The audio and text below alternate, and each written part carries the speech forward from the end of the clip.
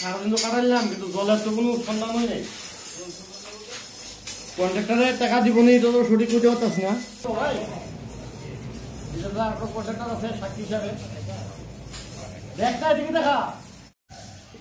এখানে জলের বিগত কয়েকদিন ধরে সমস্যা হইতেছে, তো ডিটেলসে একটু কইবেন এটা কোন জায়গা আর কি সমস্যা হইতেছে?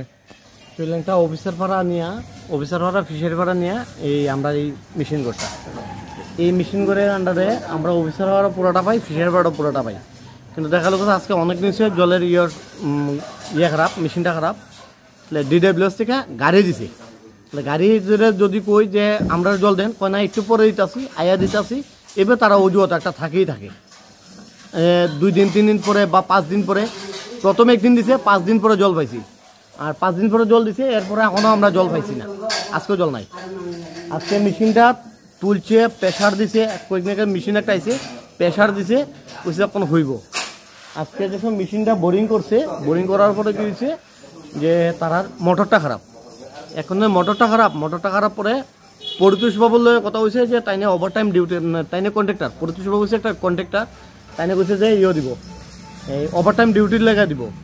চন্দ্রবাবুর লগে কথা হয়েছে যে চন্দ্র দেবমাস মনে হয়, তাইনে কইছে যে দিব, এই মোটর দিব। তারা অফিসিয়াল কে আমি জানি না। চন্দ্র দেববর্মা কে উনি? অ্যাকচুয়ালি কে জানি না, কিন্তু তাইনে সম্ভাবনা অফিসিয়াল কি ভাই, তাইনে চন্দ্রমন্ত্রীপুরা, তাইনে কি অফিসিয়াল নেই না এমনি মেস্তরি অফিসিয়াল না, তাইনে কইছে মোটর দিব। আর তারাও এগ্রি আছে যে করব, এই কাজ করব। কিন্তু আদৌ কি কেউ কাজ করার লেগে টাকা দিব কি না, বলতে এই পরিতোষবাবু কি টাকা দিব নি, তারার কনফিউশন এটা। তারা কইতেছে যদি পরিতোষবাবু কয় যে টাকা দিব, তাহলে তারা কাজ করব, নাই না। কয়দিন ধরে জল আইতেছে না? বিগত 1 মাস।